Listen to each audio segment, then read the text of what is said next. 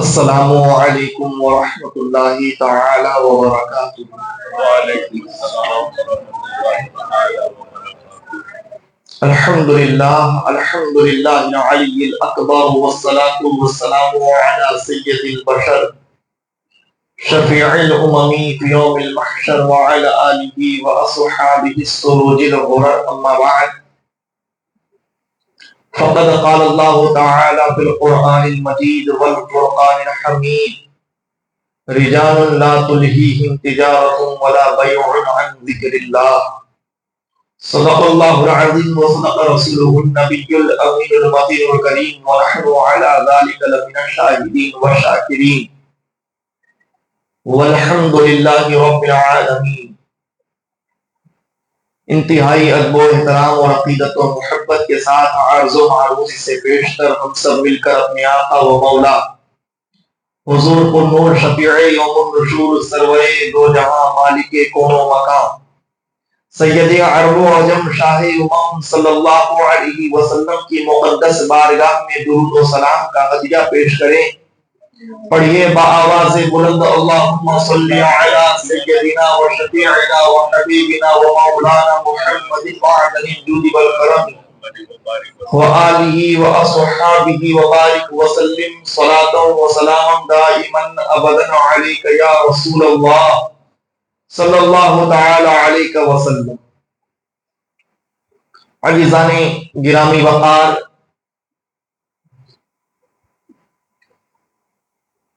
یکم جمادی الآخرہ کو ایک ایسے عظیم الشان ولی اللہ کی یوم وصال کا جشن اور عرس پوری دنیا میں منایا جا رہا ہے، جن کی خدمات نے ہندوستان اور پاکستان کے اور بر صغیر کے اہل سنت و جماعت کو مضبوط اور مستحکم کیا، جن کا تذکرہ شاید آپ کے گوشے گزار پہلی بار ہو۔ یہ جلالت العلم ابو الحفیظ استاذ الاساتذہ عارف باللہ سیدنا سرکار حافظ ملت علامہ مفتی الشاہ عبدالعزیز محدث مراد آباد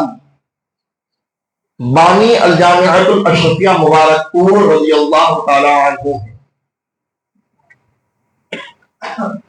حضور حافظ ملت رضی اللہ تعالی عنہ نے کم و بیش 80 برس عمر پائی،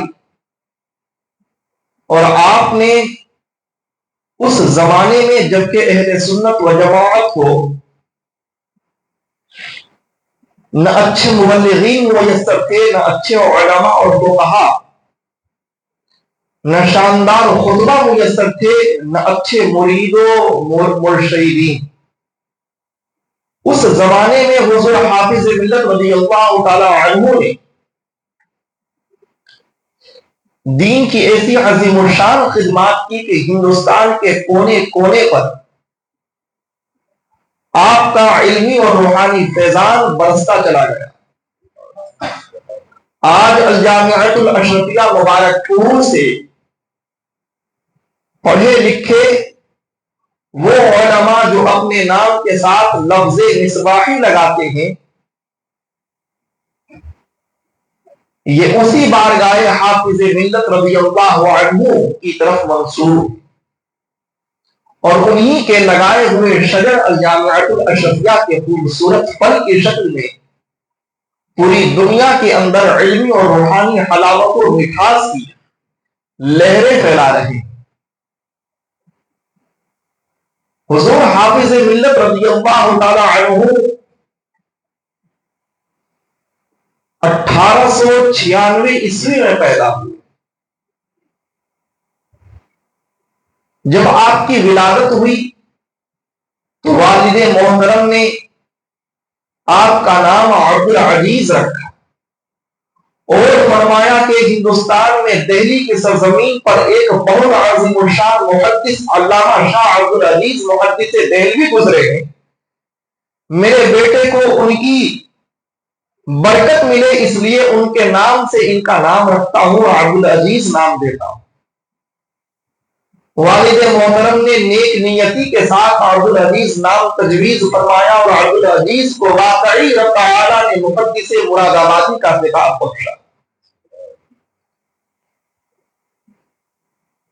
کچھ دینی تعلیم والد محترم کی خدمت میں حاصل کرنے کے بعد آپ جامعہ نعیمیہ مراد آباد میں خلیفہ اعلیٰ حضرت صدر الافاضل علامہ سید نعیم الدین مراد آبادی رضی اللہ عنہ کے پاس زیر تعلیم رہے۔ 4-5 جماعتیں درس نظامی کی پڑھنے کے بعد گھریلو اعتبار سے کمزوری تھی، اس لیے ترک تعلیم کر کے ایک مسجد کے امام و خطیب کی حیثیت سے مقرر ہوئے۔ اسی درمیان سیدنا سرکار صدر الشریعہ رضی اللہ عنہ سے ان کی ملاقات ہوئی، اور انہوں نے حضور صدر الشریعہ کی بارگاہ میں اپنی علمی تشنگی کا اظہار کیا، تو حضور صدر الشریعہ علامہ شاہ مفتی امجد علی اعظمی مصنف بہار شریعت رضی اللہ عنہ نے حافظ ملت کو اجمیر معلیٰ جامعہ معینہ آنے کی دعوت دی۔ حضور حافظ ملت صدر الشریعہ کی دعوت پر اور ان کے حکم پر اجمیر معلیٰ جامعہ معینہ تشریف لے جاتے ہیں، اور وہاں حضور صدر الشریعہ کی بارگاہ میں لے کر تقریباً 8 برس تک اپنی علمی تشنگی بجھاتے رہے۔ حضور صدر الشریعہ رضی اللہ عنہ نے اسی زمانے میں آپ کو اور آپ کے تمام رفقائے درس کو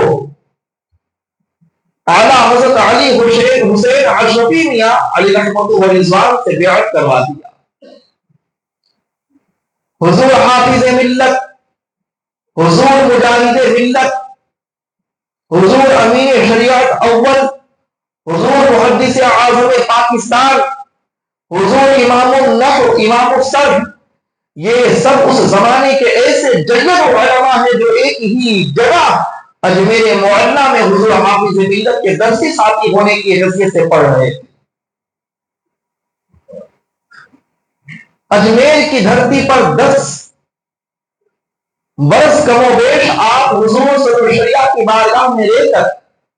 مکمل عالم بنتے ہیں، فاضل بنتے ہیں، مفتی بنتے ہیں، محدث بنتے ہیں، مبصر بنتے ہیں، اور اپنے استاذ صدر الشریعہ سے اتنی محبت رکھتے ہیں کہ حضور صدر الشریعہ کے جو بھی معاملات ہو، چاہے گھریلو یا ذاتی، مکمل طور پر حضور حافظ ملت اس میں خدمت میں حصہ لیا کرتے تھے۔ حضور صدر الشریعہ کے گھریلو کام کاج میں بھی آپ ہاتھ بٹاتے تھے، اور خود حضور صدر الشریعہ کے ساتھ ہمیشہ رہا کرتے تھے سفر و حضر میں۔ صدر الشریعہ فرماتے ہیں کہ مجھ سے میرے شاگردوں میں سے جنہوں نے مکمل طور پر علم حاصل کیا وہ محدث اعظم پاکستان علامہ سردار احمد ہیں، اور حافظ ملت علامہ شاہ عبدالعزیز محدث مراد آبادی ہیں۔ علامہ شاہ عبدالعزیز محدث مراد آبادی رحمۃ اللہ تعالی علیہ جب مکمل طور پر عالم و فاضل بن جاتے ہیں تو بننے کے بعد میں حضور صدر الشریعہ نے آپ کا انتخاب مخدوم سمنا سیدنا مخدوم اشرف جہانگیر سمنانی رضی اللہ عنہ کے خطہ ولایت میں منتخب فرمایا، اور کہا کہ آپ کی توطا شریف کے قریب آباد مبارک پور سرزمین پر تشریف لے جائیں، اور اللہ کے رسول کی رضا کے لیے دین کی خدمت میں لگ جائیں، اس لیے کہ میرا وہ خطہ جہاں کا میں رہنے والا ہوں، میں وہاں سے اب تک مسلسل دور رہا ہوں، اس وجہ سے اس پورے خطے میں وہابیت، بدعقیدیت اور دیوبندیت اور غیر مقلدیت بڑھتی چلی جا رہی ہے، سنی شیعہ معاملات بہت زیادہ بڑھ گئے ہیں، آپ اس خطے میں جائیے اور اللہ کے رسول کی رضا کے لیے دین کی خدمت انجام دیجیے۔ حضور حافظ ملت اپنے استاد صدر الشریعہ علامہ شاہ امجد علی اعظمی علی رحمہ کے حکم پر مبارک پور کی سرزمین پر پہنچتے ہیں، اور جب مبارک پور میں آپ پہنچتے ہیں تو ایک چھوٹا سا مکتب تھا، جس مکتب کے اندر پڑھنے کے لیے یسر القرآن والے بچے بھی آتے تھے، جن کی نہ تجوید صحیح تھی نہ قرات، جن کو قرآن کے تلفظ کے ساتھ میں قرآن پڑھنے کا بھی سلیقہ نہیں تھا۔ حافظ ملت علامہ شاہ عبدالعزیز محدث مراد آبادی اس مکتب کے اندر پڑھانا شروع کرتے ہیں، دن رات مکتب میں موجود بچوں پر پوری توجہ دیتے ہیں، محنت کرتے ہیں، یہاں تک کہ اس مکتب میں جو بچے یسر القرآن پڑھ رہے تھے، ناظرہ کی کتابیں پڑھ رہے تھے، حضور حافظ ملت نے انہیں عالم و فاضل کی کتابیں پڑھانا شروع کر دی، درس نظامی کی کتابیں پڑھانا شروع کر دی، اور اسی مکتب کے اندر پڑھنے والے اس زمانے کے بچے جب آگے چل کر بڑے ہوئے تو ہندوستان پیمانے پر حضور حافظ ملت کے شاگردوں کی حیثیت سے پوری توجہ کے ساتھ دین کی خدمت میں مصروف ہو گئے۔ اور ایک چھوٹا سا مکتب جس کے اندر 100-150 کی تعداد میں محلے کے بچے پڑھنے آتے تھے، ان 100-150 بچوں کو حافظ ملت نے تنہ تنہا 150 کتابیں پڑھائی ہے، اور ان بچوں کو آپ نے تنہ تنہا حافظ قرآن بھی بنایا، عالم بھی بنایا، فاضل بھی بنایا، مفتی بھی بنایا، اور اپنے وقت کا عظیم الشان علم اور فضل کا دریا اور بحر اور سمندر بنا دیا۔ حضور حافظ ملت علی رحمۃ اللہ رضوان اپنے جس شاگرد کو پڑھاتے تھے اسے اپنے پاس پڑھانے کے لیے رکھ لیتے تھے۔ حضور حافظ ملت نے اس مکتبہ اشرفیہ کو دارالعلوم اشرفیہ کی شکل میں تبدیل فرما دیا،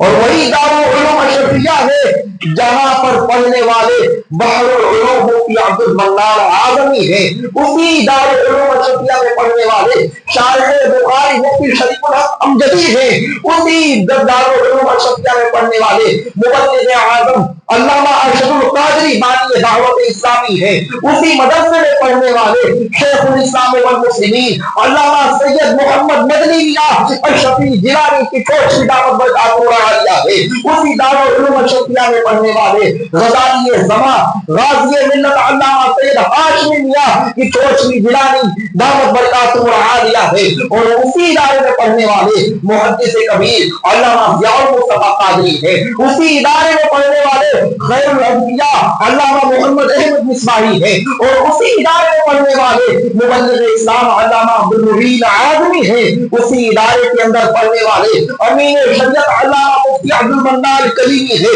خدا کی قسم میں نام گرانا شروع کر دو تو دارالعلوم اشرفیہ سے حضور حافظ ملت نے 1000 سے زائد ایسے علماء پیدا کیے جنہوں نے پورے ہندوستان کے چپے چپے پہ جا کر کے اہل سنت و جماعت کو زندگی بخش دی، اہل سنت و جماعت کو حیات جاویدہ عطا فرما دیا۔ اور آج پوری دنیا کے اندر میں فخر سے کہہ سکتا ہوں جتنے مصباحی فرزندان پیدا ہوئے ہیں انہوں نے ہی اہل سنت و جماعت بلفظ دیگر مسلک اعلیٰ حضرت کی عظیم الشان خدمت کی ہے۔ آج ہم اور آپ جو لفظ مسلک اعلیٰ حضرت اور اہل سنت و جماعت اپنی زبانوں میں اپنے دل پہ رکھتے ہیں وہ دین ہے حضور حافظ ملت کی۔ شیخ الاسلام والمسلمین علامہ سید محمد مدنی اشرفی جیلانی دعوت برکاتہ عالیہ یہ وہ عظیم الشان عالم دین ہے جنہوں نے گجرات، مہاراشٹر اور ہندوستان کی سرزمین پر جو روحانی، دینی، ملی، رفاہی، سیاسی، معاشی، سماجی سطح پر جو اپنی خدمات کا پرچم لٹایا ہے یہ سب فیضان ہے مقبول زندہ کے ساتھ میں حضور حافظ ملت کا۔ حضور حافظ ملت رضی اللہ عنہ ولی کامل تھے، عارف باللہ تھے، اپنے زمانے کے قطب تھے۔ حضور حافظ ملت کو اللہ تعالیٰ نے مستجاب الدعوات بنایا، آپ جس کے حق میں جو دعا فرما دیتے رہتے رب تعالیٰ اسے قبول فرما دیتا تھا۔ حضور حافظ ملت علی رحمت و رضوان کو دین کی تعلیم سے اتنی محبت اور دین کی خدمت سے اتنی محبت تھی کہ آپ نے اپنا ایک بھی وقت کبھی بھی ضائع نہیں ہونے دیا۔ اگر آپ کو بخار ہوتا، آپ کو پسینہ آ رہا ہوتا، آپ کو سردی لگ رہی ہوتی، گرمی لگ رہی ہوتی، تمام چیزوں کو بھول کر کے اگر کوئی مسلمان آپ کی خدمت میں آپ کی بارگاہ میں پہنچ جاتا تھا اور کہتا تھا حضور میرے ساتھ میں یہ معاملہ پیش آیا ہے، حضور حافظ ملت اپنے غم کو بھول کر کے اس مسلمان کے غم میں مکمل طور پر شریک ہو جاتے تھے، اور حضور حافظ ملت اسی عالم میں جہاں وہ جانے کو کہتا حضور حافظ ملت تشریف لے جاتا۔ حضور حافظ ملت نے اس زمانے میں میلوں میل پیدل سفر کیا، اس زمانے میں بیل گاڑیوں پر سفر کیا، حضور حافظ ملت اسی زمانے میں سائیکل پر سوار ہو کر کے تشریف لے جاتے تھے، اور مبارک پور کے ساتھ میں آج پورے ہندوستان میں جو اہل سنت و جماعت مضبوط اور پورا اعلیٰ نظر آ رہا ہے یہ حضور حافظ ملت کی دیکھ۔ عزیزان گرامی وقار، حضور حافظ ملت رضی اللہ تعالی عنہ کو رب تعالی نے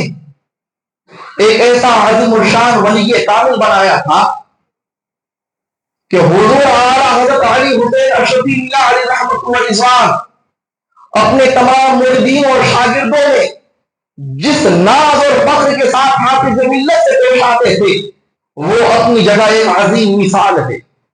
جب کبھی حضور حافظ ملت اپنے مرشد گرامی اعلیٰ حضرت علی حسین اشرفی میاں سے ملاقات کو تشریف لے جاتے تو اعلیٰ حضرت علی حسین اشرفی میاں حضور حافظ ملت کو اپنی مسند پر بیٹھاتے تھے اور اپنے قریب میں جگہ دیتے تھے۔ دنیا میں کوئی مرید ایسا نہ ہوگا جو اپنے پیر کے مسند پر بیٹھا ہو اور اپنے پیر کے قریب میں بیٹھا ہو۔ حضور حافظ ملت وہ مرید تھے جن کے اوپر ان کے پیر کو بھی ناز تھا اور آپ اپنی مسند پر انہیں جگہ دیتے تھے اور اپنے قریب میں بیٹھایا۔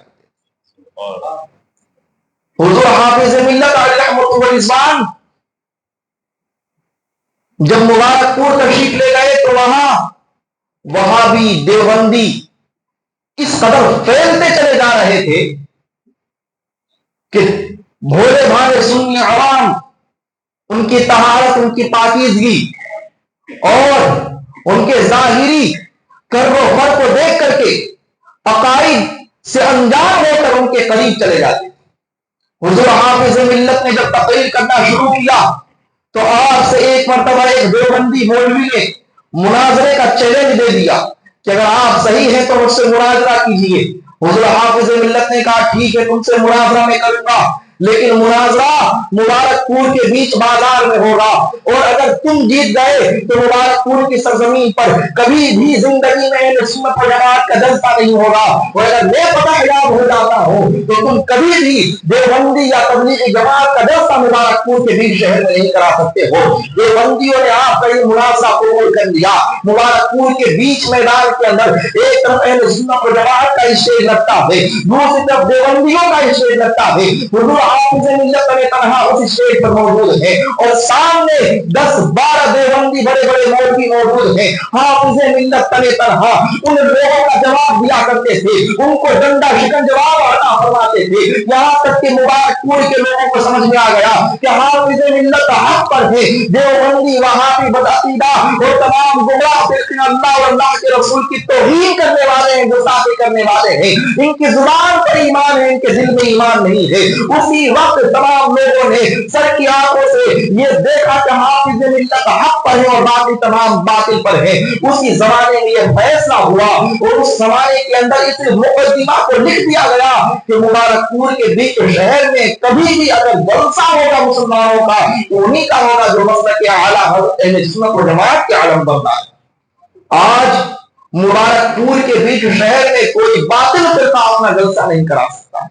یہ 60 سال سے 70 سال سے جو وہاں فیض برس رہا ہے یہ حافظ ملت کا فیض۔ حضور حافظ ملت رحمۃ اللہ رضوان کے ایک مرید ہیں، جب سنی شیعہ فساد مبارک پور میں برپا ہوا تو ان کے ساتھ کئی لوگوں کو عمر قید کی سزا ہو گئی۔ انہوں نے ایک دن خواب میں دیکھا کہ حضور حافظ ملت رحمۃ اللہ رضوان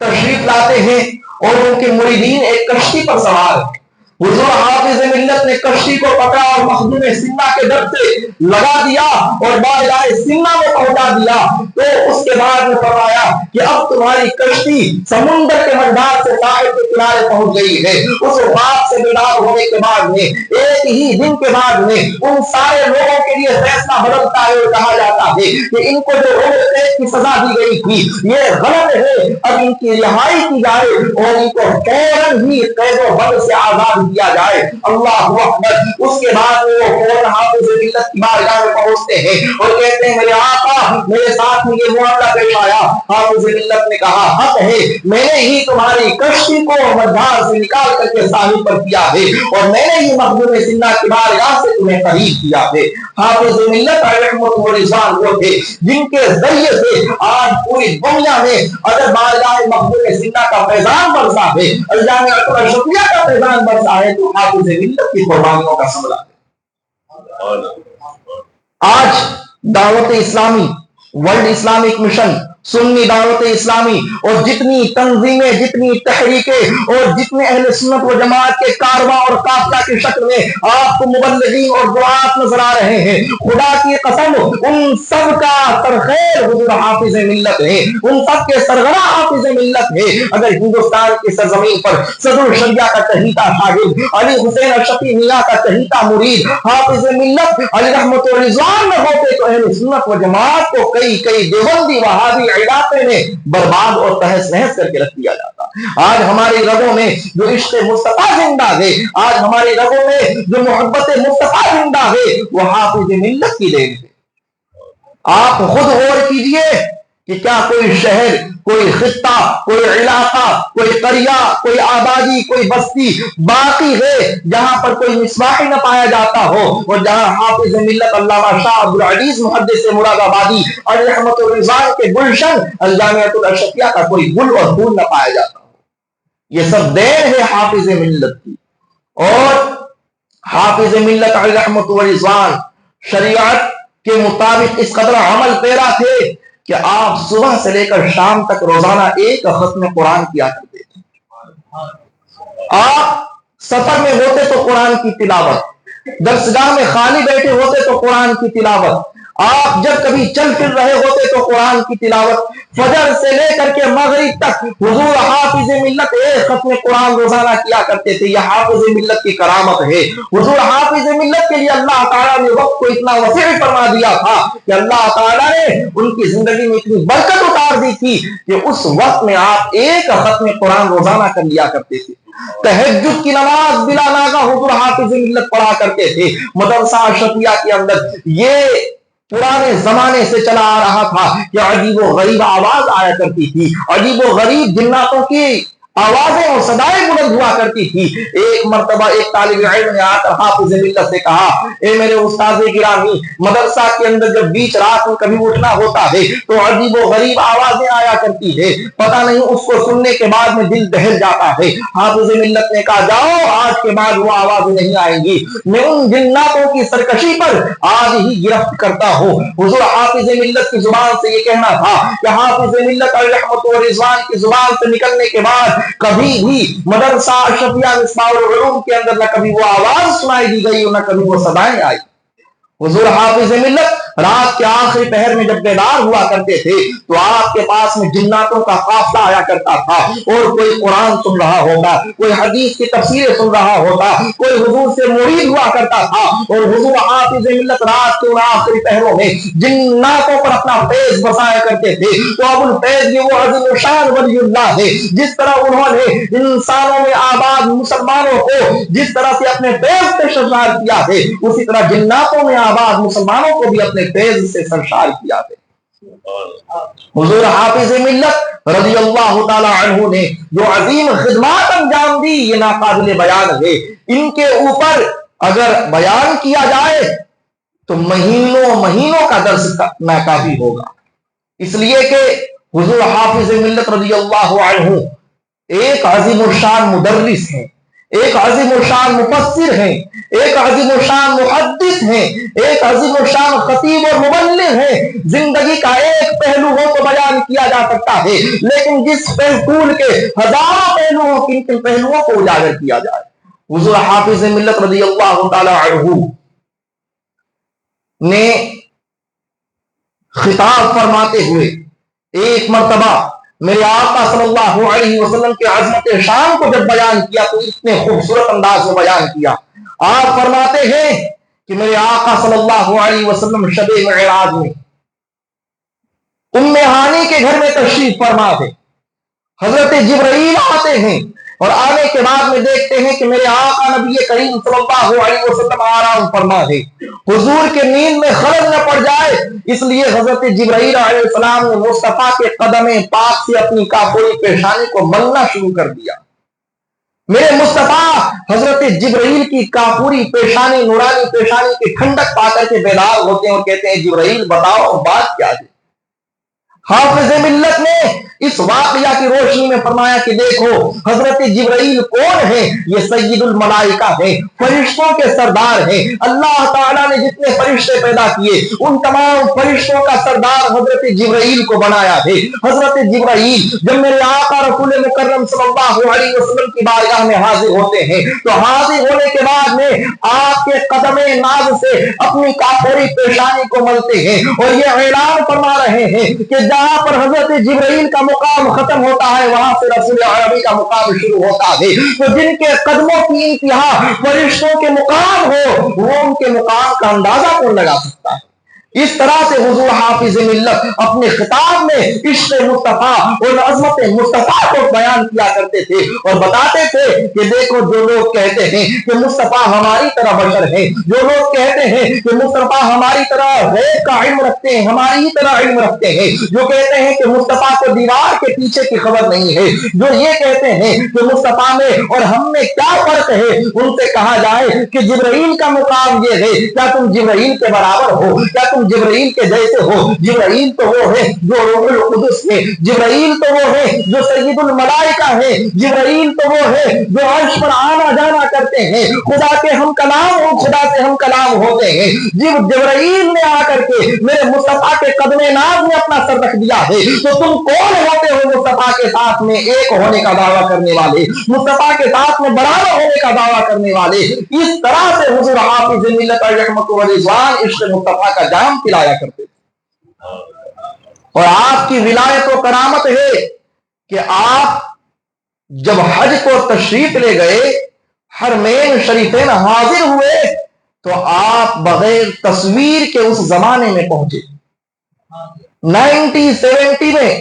جب ہندوستان کے اندر تصویر ہر محلے میں لازم کر دیا گیا تھا، حافظ ملت کا اپنا فقہی نقطۂ نظر یہ تھا کہ اللہ کے رسول صلی اللہ علیہ وسلم نے ہر قسم کی تصویر کو حرام قرار دیا ہے. ان کا فقہی نظریہ یہ تھا. اس اعتبار سے انہوں نے کہا ایک حرام کام کر کے میں مصطفیٰ کی بارگاہ میں کیسے جاؤں گا؟ جب میرے آقا کو بلانا ہوگا تو وہ مجھے بلا لیں گے، اس لیے کہ میرے آقا کے طاقت و قوت میں یہ موجود ہے، مصطفیٰ کے تصرف و اختیار میں یہ موجود ہے کہ وہ اپنے غلام کو جب چاہے جس طرح چاہے بلا لے. اللہ اکبر. بارگاہ مصطفیٰ کا فیض ابو الفیض پر اس طرح سے ہوتا ہے کہ رب تعالیٰ نے آپ کے شاگردوں کے ذریعے تلامذہ کے ذریعے یہ انتظام فرمایا کہ بغیر تصویر کے آپ یہاں سے مکہ اور مدینہ تشریف لے جاتے ہیں اور مکہ اور مدینہ میں حاضر ہو کر مصطفیٰ کی بارگاہ میں صلاۃ و سلام پیش کرتے تھے. وہیں پر آپ نے مہاجر مدنی علامہ سید ضیاء الدین علیہ رحمت و رضوان کی بارگاہ میں ایسا عظیم الشان خطاب کیا تھا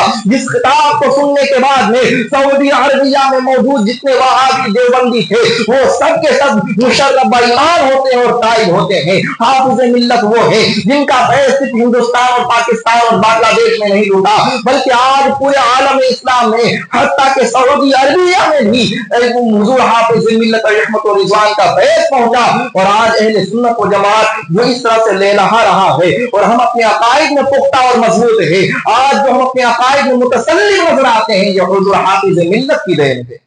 عزیزان گرامی، حضور حافظ ملت رحمت و رضوان کا عرس مقدس یکم جمادی الآخرہ کو آنے والا ہے. آپ تمام لوگوں سے یہ گزارش ہے کہ اس مقدس دن میں آپ اپنے اپنے گھر میں اپنے اپنے اعتبار سے اپنے عظیم الشان محسن اہل سنت و جماعت جلالت العلم ابو الفیض حضور سیدنا سرکار حافظ ملت اور رحمت و رضوان کے سال ثواب کا انعقاد فرمائے اور ان کی بارگاہ میں نذرانہ عقیدت و محبت پیش فرمائے. اللہ تعالی ہمیں اپنے محسنوں کا شکر گزار بنائے اور اور ان سے خوب فیض روحانی طور پر آج بھی فیض حاصل کرنے کی توفیق بخشے. وما علینا الا البلاغ المبین. السلام علیکم ورحمۃ اللہ تعالی وبرکاتہ.